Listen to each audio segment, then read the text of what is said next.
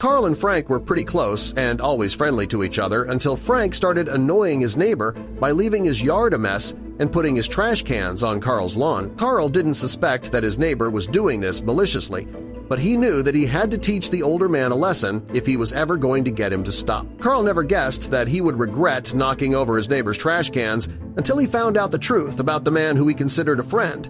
Before we start, smash the like button and make sure to subscribe if you haven't, and hit that notification bell so that you won't miss any news stories. Carl and Frank were next-door neighbors in Scottsdale, Arizona. Carl ran a local cigar lounge and Frank was retired. The two would chat occasionally, but were not exactly close friends. Carl was usually busy with work and Frank tended to keep to himself. But one day that all changed. One day, Carl was busy working at his cigar lounge when he noticed Frank sitting alone in the corner. He'd never seen Frank at the lounge before, so he went over and said hello. Before long, he and Frank were chatting away, and Carl realized they both had a lot in common.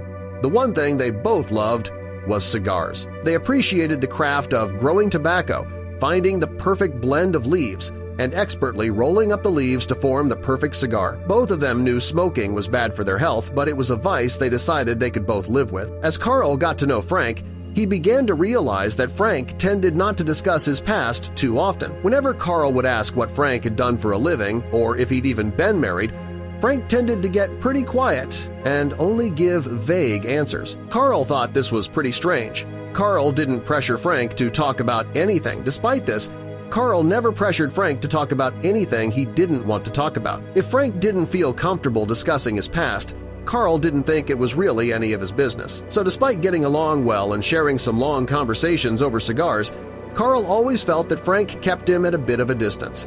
Then one day, Carl and Frank's relationship changed forever, and one unexpected event would lead to a series of surprising revelations that Carl would never forget. It all started when Frank came into Carl's cigar lounge late one night when the lounge was about to close. Frank was drunk and belligerent. Frank demanded to be let into the cigar lounge, despite it almost being closing time. The staff at first politely asked him to go, but then decided since Frank was a friend of Carl's, they could make an exception. But that didn't solve the problem. In fact, it only made things worse. Despite the staff accommodating Frank, he immediately started acting rude and belligerent. He was obviously intoxicated, but the staff had never seen him angry and rude like this before. It wasn't long before the staff had to call Carl and tell him what was happening with Frank. Carl was at home catching up on some much-needed sleep when the phone rang. It was his staff telling him what Frank was doing at the lounge. Carl was shocked. He had always found Frank to be a pretty normal, albeit a little secretive, guy. He'd never seen Frank act like this before. He thanked his staff for alerting him and said he'd be at the lounge shortly. When Carl arrived at the lounge, he tried to be kind to Frank despite all the hassle. But Frank soon lashed out. Carl was shocked. Frank became furious that Carl had politely asked him to leave, so he grabbed a glass and hurled it at a wall, shattering it into pieces. Carl couldn't believe the mild-mannered Frank was acting this way. Carl had tried to reason with Frank, but now that Frank was being violent, Carl had had enough. He told Frank to get out or he'd be forcibly removed from the lounge. Frank yelled and cursed but eventually got up and left. Carl couldn't make sense of Frank's aggression and assumed that Frank was just an angry drunk. After he tossed Frank out of the lounge, Carl heard something surprising from one of his staffers. The staffer said they recognized Frank from somewhere, not from the lounge but on TV. Carl thought that was strange. Frank had never mentioned anything about being on TV. But then again, Frank didn't talk about himself much at all. Carl asked the staffer if they remembered anything about when they saw Frank on TV. The staffer said they couldn't remember, but they knew they'd seen Frank before. Carl wondered if maybe Frank had been some sort of celebrity or actor. Perhaps Frank was running away from a past life. A couple days later, Frank stopped by Carl's house. Frank looked humbled and embarrassed. He apologized profusely to Carl and said he'd let his drinking get the better of him. Carl said he understood, but he couldn't allow Frank to make the same mistake twice. If he ever acted out again at the lounge, he'd be banned for life. After Frank's apology, everything seemed to go back to normal. Carl and Frank were a bit more distant now than before, but they'd still chat from time to time. Frank came back to the cigar lounge on several occasions and never caused any trouble, until one day, all hell broke loose. One day, out of the blue, Frank went ballistic at a local restaurant not far from the cigar lounge. According to the waiter, Frank claimed his burger was overdone and flipped out. Frank threatened the waiter and overturned a table. The police were called, and Frank was arrested. Frank spent a night in jail but was released the next morning. Carl, who knew an officer, tried to learn more, but the cop said he couldn't discuss it and hung up abruptly. Carl was baffled. Why did Frank have sudden outbursts? Why was his past so secretive? And why couldn't the police talk about him? It all seemed strange, but Carl decided it wasn't his concern. Then Frank vanished.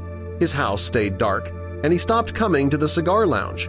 For 2 months, he was completely gone. Carl hoped Frank was getting help and wished him well despite everything. Carl focused on business. He was opening a second lounge, and between construction and day-to-day work, he had no time to dwell on Frank. But that changed one morning. Frank suddenly returned, pulling into his driveway in a suit. Carl spotted him while drinking coffee.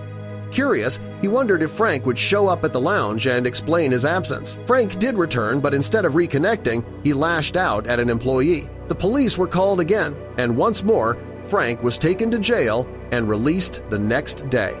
Carl had had enough. Carl marched over and told Frank he was banned for life from the lounge. Any future appearances would result in the police being called. He didn't expect what came next.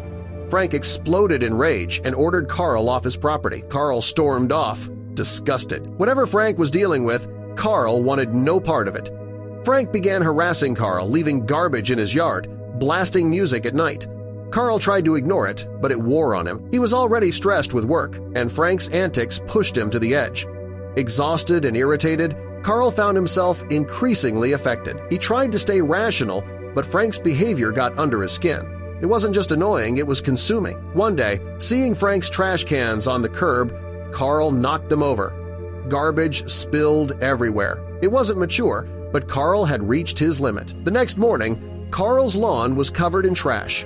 Frank had retaliated. Unsure of what to do, Carl called his cop friend again. This time, the cop warned him to stay away from Frank. He didn't elaborate, just said Frank was not someone Carl wanted to mess with. The warning unsettled Carl. There was clearly something about Frank that no one was saying. Carl realized there had to be a hidden truth. A police officer hinted Frank was dangerous. Someone once mentioned seeing Frank on TV, his sudden rage, his disappearances. It all pointed to a deeper story. Carl decided he had to know the truth. He began asking around. Neighbors, acquaintances, anyone who might know something. But answers were scarce. Frank was a ghost with a temper. With little to go on, Carl hired a private investigator. Though the PI thought the case was odd, he got to work immediately. While the investigation was going on, Carl finally opened his second cigar lounge location, but the victory was overshadowed by his growing obsession with uncovering Frank's identity. Then something unexpected happened. The day of the lounge's grand opening, Frank showed up. Carl was stunned, especially since Frank had been banned from the first location. As Frank approached, Carl immediately confronted him. Frank claimed he wanted to invest in Carl's business. He said he respected Carl for standing his ground and called him a great businessman. Carl was skeptical. He suspected another mind game. Unconvinced, Carl dismissed Frank, saying he wasn't interested. Then Frank did something even more surprising. He opened a duffel bag full of cash. He again offered to be a silent investor, saying Carl could use the money to upgrade his lounges. For a moment, Carl was tempted. The cash was real, and the possibilities were endless. But then, reality kicked in. He couldn't work with someone so volatile and unpredictable. Business was already thriving. He didn't need Frank. Carl refused the offer and told Frank to leave. Frank didn't argue, but before walking away, he warned Carl, "You'll regret this." Something in his tone chilled Carl to the bone. That night, Carl was awakened around 3 a.m. by a noise downstairs. He triggered his alarm and cautiously investigated. The house was empty, but the back door was open. Someone had broken in. Carl reported the incident and told the police he suspected Frank. The officers exchanged glances as he spoke. Something wasn't right. Carl sensed they were hiding something. The next day, the private investigator asked Carl to come in immediately. When Carl arrived, the PI seemed unusually nervous. Something big was coming. The PI finally revealed the truth. Frank was part of the Witness Protection Program. He had once been a soldier in the New York Mafia and turned on his fellow gang members. The government gave him a new identity and relocated him to Arizona. Suddenly, everything made sense. Frank's secrecy, his violent temper, the duffel bag of cash. Carl was disturbed. He had unknowingly been living next to a former mobster. Carl began to worry for his safety. Having a man like Frank as a neighbor was risky. Now, he also understood the police's strange behavior. Clearly, they knew who Frank really was. Determined to reclaim his peace, Carl decided to go to the police and demand they relocate Frank or he'd expose everything. It was a bold move, but he didn't see another option. As Carl returned home to check on things, he was stunned to see a moving truck in Frank's driveway. His front door was open, and movers were packing up all his belongings. Carl was relieved he wouldn't need to confront the police after all. Someone had clearly decided it was time for Frank to disappear again. The ordeal was over. As the truck pulled away, Carl reflected on everything. He had unknowingly gone head-to-head with a mobster. The whole situation felt surreal. He was proud, he stood up for himself, but he definitely regretted ever kicking over those trash cans.